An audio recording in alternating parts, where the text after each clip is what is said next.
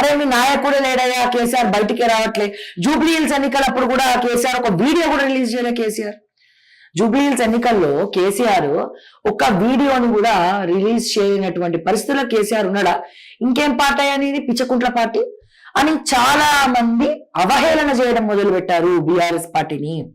BRS party ఎమ్మెల్యేలకు ఎంతసేపు మీ social మీడియాలోనేనా KCR గురించి కూతలు? ప్రత్యక్ష రాజకీయాల్లో కేసీఆర్ ఎక్కడా లేనే, ఫామ్ హౌస్ నిద్రపోతున్నాడే అని చాలా మంది కేసీఆర్ ని ప్రశ్నించడం మొదలు పెట్టారు. సో కార్యకర్తల్లో జోష్ పోయింది. బీఆర్ఎస్ పార్టీ మరుగున పడిపోతుందేమో, మొన్న పంచాయతీ ఎన్నికల రిజల్ట్ లో కూడా మరుగున పడిపోతుందేమో అన్న భయానికి ఒక కవిత ఒకవైపు, ఈ ప్రశ్న వర్షం ఒకవైపు, అట్లాగే బీఆర్ఎస్ పార్టీ శ్రేణుల్లో తెలంగాణ ప్రజల శ్రేణుల్లో ప్రతిసారి తెలంగాణ కనుమరుగవుతున్నటువంటి వేళ నేను వస్తాను అన్న హింట్ మొన్న ప్రెస్ మీట్ లో కేసీఆర్ ముందుగా మాట్లాడడం జరిగింది. సో ఇదొక కారణం. మొన్న చెప్పారు, ఏం చెప్పాడు? 2 ఏళ్ల నుంచి నేను అబ్జర్వ్ చేస్తున్నా, పాలన వైఖరిని నేను చూస్తా ఉన్నా, ప్రతి విషయాన్ని క్షుణ్ణంగా నేను గుర్రు పెట్టి మరి చూస్తా ఉన్నా. ఇక ప్రత్యక్ష రాజకీయాల్లో జనారణ్యంలోకి నేను రాబోతున్నా. కృష్ణా జలాలు, నల్గొండ 3 జిల్లాలు, పాలమూరు దగ్గర నేను సభలు పెట్టబోతున్నా. ఆ సభల్లో స్వయంగా నేనే పాల్గొనబోతున్నా, అసెంబ్లీకి కూడా రాబోతున్నా అని చెప్పి కేసీఆర్ చెప్పకనే చెప్పారు. దీనికి కారణం ఒకటే, ఈ కృష్ణా జలాల విషయం కూడా కేసీఆర్ మాట్లాడకపోతే ఇక పార్టీ పరువు పోతుంది.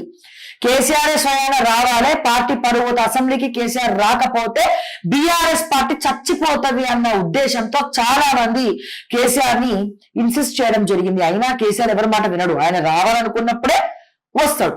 సో ఇప్పుడు ఆ సమయం ఆసన్నమైంది. పాలమూరు జలాల గురించి, కృష్ణా గోదావరి జలాల గురించి కేసీఆర్ మాట్లాడకపోతే ఇంకెవరు మాట్లాడతారు? అందుకే ఆయన రావాలనుకుంటున్నాడు. దానికి తోడు ప్రభుత్వంలో కాంగ్రెస్ నాయకులు కావచ్చు, బీజేపీ నాయకులు కావచ్చు, అసలు ఈ 10 ఏళ్ల నుంచి నువ్వేం చేసినావు? కృష్ణా జలాల గురించి సంతకం పెట్టిందే నువ్వు. కృష్ణా జలాలు ఇట్లా అవడానికి కారణమే నువ్వు. ఈ 10 ఏళ్ల పాలనలో నీళ్ల కోసం, ఏ నిధుల కోసం అయితే తెలంగాణని మనం పీల్చుకున్నామో, తెలంగాణని మనం తెచ్చుకున్నామో, ఆ నీళ్ళనే నువ్వు రాబట్టలేకపోయినవు. ఆ విభజన హామీనే నువ్వు నెరవేర్చలేకపోయినవు. ఇప్పటి వరకు 10 సంవత్సరాల కాలంలో నువ్వే కదా సంతకం పెట్టినావని చెప్పి ఒకవైపు రేవంత్ రెడ్డి, ఉత్తమ్ కుమార్ రెడ్డి, అట్లాగే బీజేపీలో ఉన్నటువంటి కొంతమంది నాయకులు ప్రశ్నిస్తున్నారు. మరి ఈ ప్రశ్నల వర్షానికి కేసీఆర్ ఒక చెక్ పెట్టబోతున్నారా? దీనికోసమే కేసీఆర్ అసెంబ్లీకి వస్తున్నారా? ఒకటి